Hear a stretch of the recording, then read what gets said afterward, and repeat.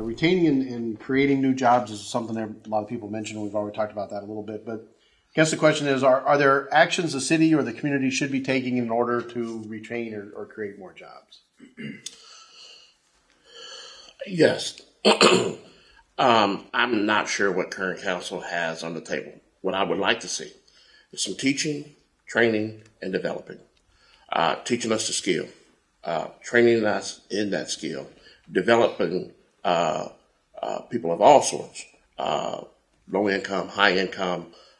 We have an unemployment rate of the highest unemployment rate in the state of Illinois.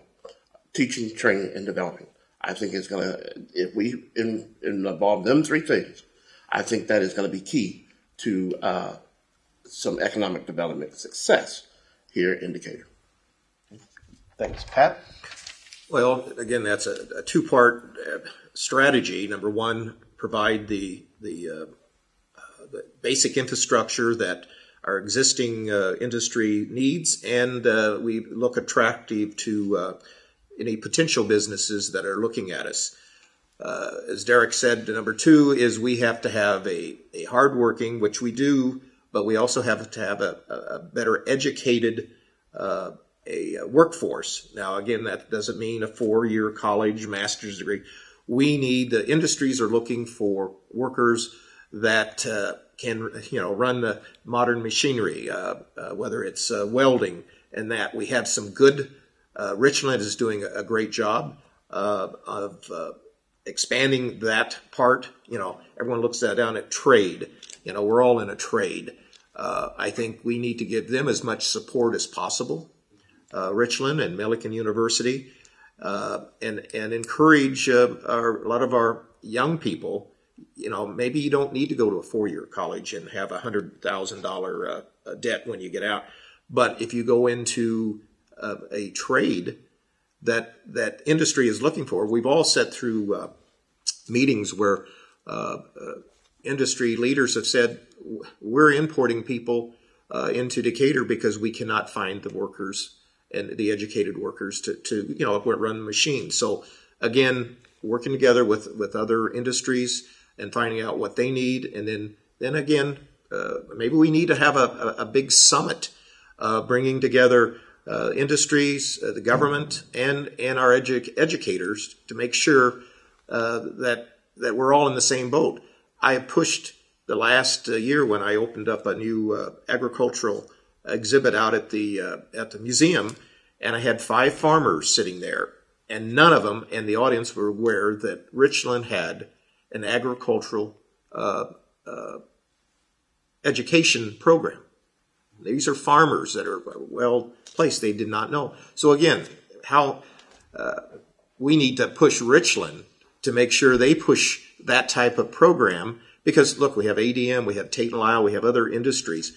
Again, let's use our resources and use them wisely. And again, coming together and seeing we're all in the same boat, so we keep moving down that river so we all benefit.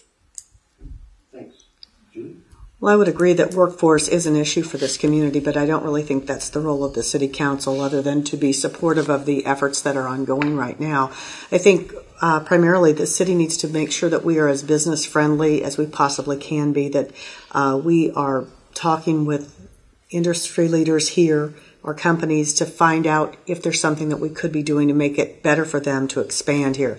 It needs to be seamless for them. If it's a developer that wants to put in a new neighborhood or a major development project, it needs to be easy. There shouldn't be hurdles. The city should not be the roadblock to development. We need to make it just as seamless as we possibly can.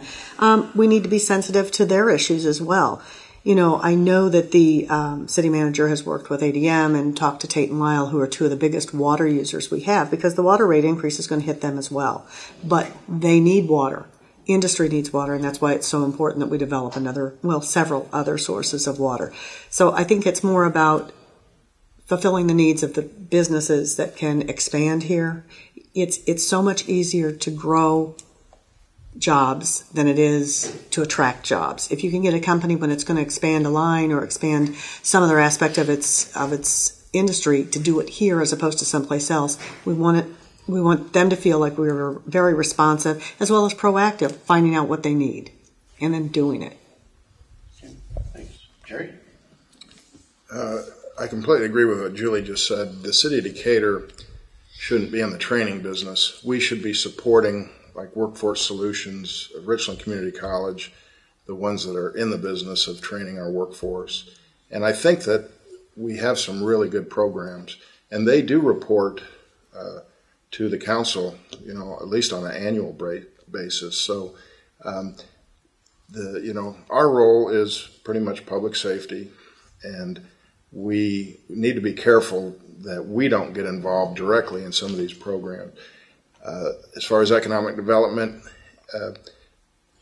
it is fortunate to have an ADM and not so much Tate and Lyle these days because they've downsized, but it's easier when they come out with a new product line that we give them incentives, or we do anything we can to keep those jobs, for instance, going to Decatur as opposed to Cedar Rapids, or for Caterpillar, they could go to Pontiac or Peoria. So anything we can do to keep those jobs here. Unfortunately, the state, puts us behind the 8 ball. Our work comp insurance is twice as much as the state of Indiana, and it's going to be a really big hurdle. That's why I think it's important to concentrate on growing what we have as opposed to dangling that carrot out there.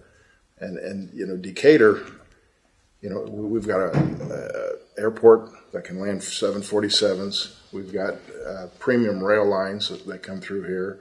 We're on an interstate highway, so we are ripe.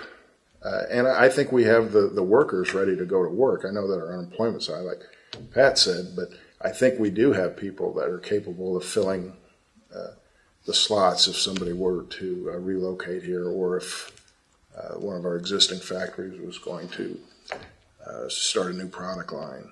But as far as the training, I think we should support like Workforce Solutions and Richland and anyone else that's in the training or retraining of displaced workers, but I don't think that's really the city's role in itself.